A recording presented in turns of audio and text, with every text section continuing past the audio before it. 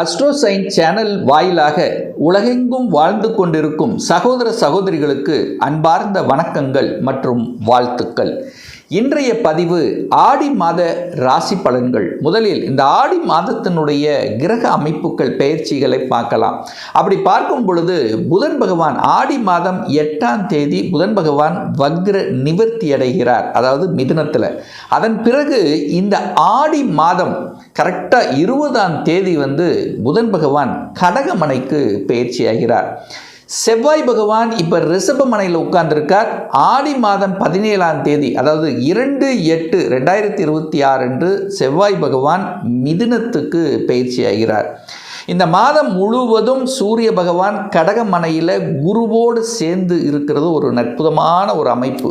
அதே போல் ராகு பகவான் கும்பத்தில் இருக்கார், கேது பகவான் சிம்மத்தில் அமர்ந்திருக்கார். சுக்கிரனுடைய பெயர்ச்சி இந்த மாதம் இருக்கிறது. இது எப்போ நடக்குதுன்னா ஆடி மாதம் 16ஆம் தேதி 1/8/2026 சுக்கிரன் சிம்மத்திலிருந்து கன்னிமனைக்கு பயிற்சி ஆகிறது. அப்போ இதுவரைக்கும் பார்த்தீங்கன்னா இந்த ராகு கேதுனுடைய பிடியில் தான் எல்லா கிரகங்களும் இருந்தது. இப்போ சுக்கிரன் விலகி வருகிறார்.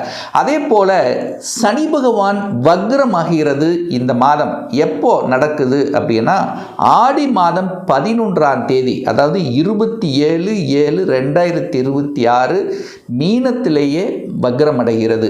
ஸோ இந்த கிரக அமைப்புகளை வைத்துக்கொண்டு இந்த ஆடி மாதம் என்ன பலன், அதாவது என்ன மாதிரி இருக்க போகுது, எதை செய்யலாம், எதை செய்யக்கூடாது, என்ன தெய்வத்தை வழிபட்டால் நமக்கு சிறப்பு என்பதை பற்றி இந்த பதிவில் டீட்டெயிலாக 12 ராசிகளுக்கும் நம்ம பார்க்க போகிறோம்.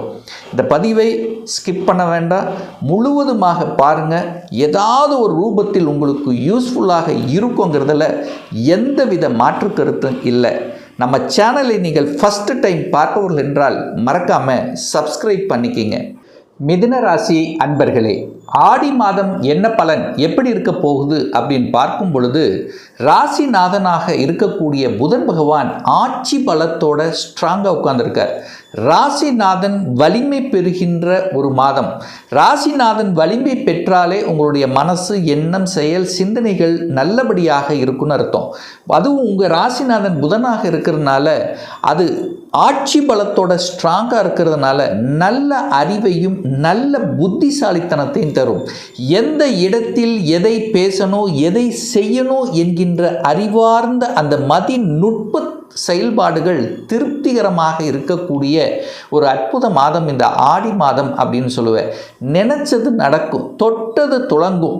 அதாவது கடந்த மாதம் விரயஸ்தானத்தில் இருந்தது அல்லவா, அப்போது ஏதாவது ஒரு விரயத்தில் இருந்திருக்கும். மனசு எதையாவது நினச்சிட்டு விரயத்தில் இருந்திருக்கும். இது நடக்கலை, அது நடக்கலை, இப்படி ஆகுது, அப்படி ஆகுது. ஒரு கஷ்ட உணர்வை சந்தித்து கொண்டிருந்த உங்கள் மனசு இப்போ சந்தோஷத்தை தரக்கூடிய அந்த உணர்வில் இந்த மாதம் இருக்க போகுது. அப்போது ஏதாவது ஒரு நல்ல விஷயம், உங்கள் காதுக்கு ஒரு இனிமையான ஒரு குட் நியூஸ் தரக்கூடிய அம்சம்ங்கிறது கண்டிப்பாக எதிர்பார்க்கலாம் இந்த மிதுன ராசி அன்பர்கள். குடும்பஸ்தானம், தனஸ்தானம், வாக்குஸ்தானம் அப்படின்னு சொல்லக்கூடிய அந்த 2ஆம் இடத்துல குரு பகவான் உச்ச பலத்தோட வலிமையாக உட்கார்ந்துருக்கார்.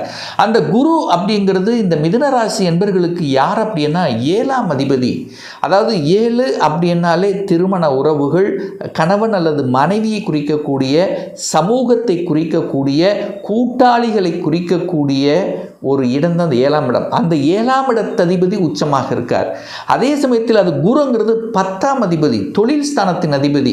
அப்போது சமூகத்தின் மூலமாக நல்லவைகள் செய்வதன் மூலமாக அல்லது கணவன் அல்லது மனைவியின் மூலமாக தனவரவு கிடைக்கக்கூடிய அமைப்புகள், தொழில் ஸ்தானத்தின் அதிபதி தொழிலின் மூலமாக லாபத்தை கொடுக்கக்கூடிய அமைப்புகள், அல்லது தொழிலை விரிவுபடுத்துவதற்காக என்ன உணர்வை கொடுக்கக்கூடிய அமைப்புகள், அல்லது குடும்பத்தில் இருக்கின்றவர்கள் ஒன்றிணைந்து ஒரு தொழிலை செய்யலாம் என்கின்ற எண்ண ஓட்டத்தை கொடுக்கக்கூடிய அமைப்புகள் அங்கே சூரியனோடு சேர்ந்திருக்கு. அப்போ சூரியனுங்கிறது யாரு? மிதுனத்துக்கு முயற்சி ஸ்தானத்தின் அதிபதி.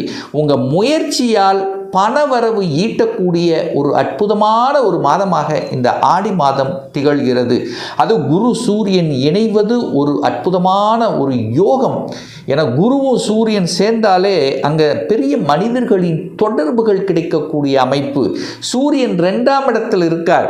சூரியனுங்கிறது 3ஆம் அதிபதி, முயற்சி ஸ்தானத்தின் அதிபதி 2ல் இருக்கு. முயற்சியால் தனவரவு, பிரயாணத்தின் மூலமாக தனவரவு கிடைக்கக்கூடிய அமைப்புகள், சிறு தூர பிரயாணங்கள், தூரதேச பிரயாணத்தின் மூலமாக உங்களுக்கு பணத்தை ஈட்டக்கூடிய வாய்ப்புகள், ஒப்பந்தத்தின் மூலமாக தனவரவு கிடைக்கக்கூடிய அமைப்புகள்.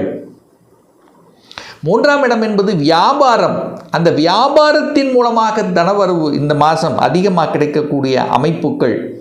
ஸோ இப்படி நல்ல விஷயங்கள், தனத்தை பெருக்கி கொடுக்கக்கூடிய சந்தர்ப்ப வாய்ப்புகளை உருவாக்கக்கூடிய ஒரு காலகட்டம் அப்படின்னு சொல்லுவேன். 3ஆம் இடம் சகோதரர்கள் மூலமாக, நண்பர்களின் மூலமாக புகழ் கிடைக்கக்கூடிய அமைப்புகள். பேச்சு நன்றாக இருக்கும்னு முதல் சொல்லிட்டேன். பேச்சின் மூலமாக குருன போதனைகள் சொல்லிக் கொடுத்தல் மூலமாக ஒரு நல்லவைகள் நடக்கக்கூடிய அமைப்புகள். 4ஆம் அதிபதி யாரு? புதன் தான். சுகத்தை கொடுக்கக்கூடியவனும் புதன் தான். அவர் ஆட்சியாக இருக்கார், வலிமையாக இருக்கார். சுகஸ்தானம் ஆட்டோமேட்டிக்காக உங்களுக்கு வரப்போகுது. சுகத்தின் மூலமாக சந்தோஷம் தரக்கூடிய, அதாவது 4ஆம் இடம் வந்து வீடு, வண்டி, வாகனம் இது எல்லாத்தையும் குறிக்கக்கூடிய இடம்தான் அந்த 4ஆம் இடம். அந்த 4ஆம் இடத்தில் சுக்கிரன் வந்து அமைய போகிறார். சுக்கிரன் எப்போ வர போகிறார்? ஆடி மாதம் 16. அங்கே நீச்சமாக இருந்தாலும் 4ஆம் இடம் திக்பலம் அடையக்கூடிய இடம். அப்போது கிடைக்கல, வரலை, சொத்து வரணும் ஆனால் தடைப்பட்டுருக்கு, வாங்கலாமா வேண்டாமா 2 யோசனை இருக்குது. இதுக்கெல்லாம் விடை கொடுக்கக்கூடிய ஒரு மாதமாக இந்த புதன், அதாவது இந்த மிதுன ராசி என்பர்களுக்கு நிச்சயமாக அமையும்.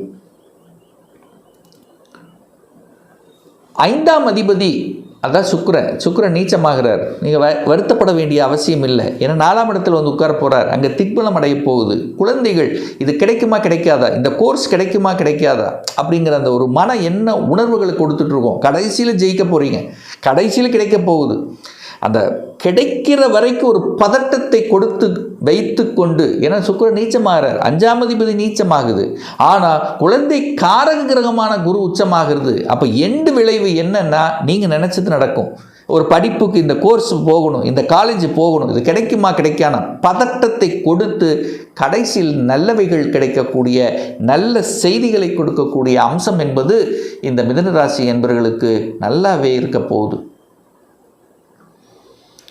6ஆம் இடம் என்பது கடன், நோய், எதிர்ப்பு, பகையை தரக்கூடிய இடம். ஸோ அந்த இடத்தை குரு பகவான் பார்வை செய்கிறார். 12ஆம் இடத்தில் இருக்கக்கூடிய செவ்வாய் 6ஆம் இடத்தை பார்க்குது. அப்போ கடனை 6க்குரியவன் 6ஆம் இடத்தை பார்க்குறார். 6ஆம் இடத்தில் என்ன இருக்குது? கடன், நோய், எதிர்ப்பு, பகை, வம்பு, வழக்கை குறிக்கக்கூடிய இடம் அந்த 6ஆம் இடம். அப்போ கடன் தன்னுடைய கெப்பாசிட்டிக்கு மேலே போகக்கூடாது, எதிரி கோபப்படக்கூடாது, கோபத்தை வரவழைக்கும். என செவ்வாய் ஆகாதவன், மிதுனத்துக்கு செவ்வாய் ஆகாதவன், கோபத்தை வரவைக்கக்கூடிய ஒரு கிரகம் செவ்வாய். 6ஆம் இடத்தை பார்க்குற டக்குன்னு கோபம் வரும். நிதானம் இல்லாமல் செய்துவிட்டு அதற்கப்புறம் யோசிக்கக்கூடிய தன்மை, சகோதரர்கள் மூலமாக எங்கேயாவது ஒரு இக்கணம் கொடுக்கக்கூடிய தன்மை. செவ்வாய் என்ன? உறவுகள், உறவு பந்தங்கள் மூலமாக நீங்கள் என்னதான் நல்லது செய்தாலும் ஒரு குறை சொல்லாமல் இருக்க மாட்டார்கள். இந்த மிதுனராசி என்பவர்கள் உறவுகள், சகோதர உறவுகள் அல்லது இரத்தபந்த உறவுகளில் நீங்கள் என்னதான் நல்லது செஞ்சு பாருங்கள், ஏதாவது ஒரு குறை என்பது கண்டிப்பாக இருக்கும்.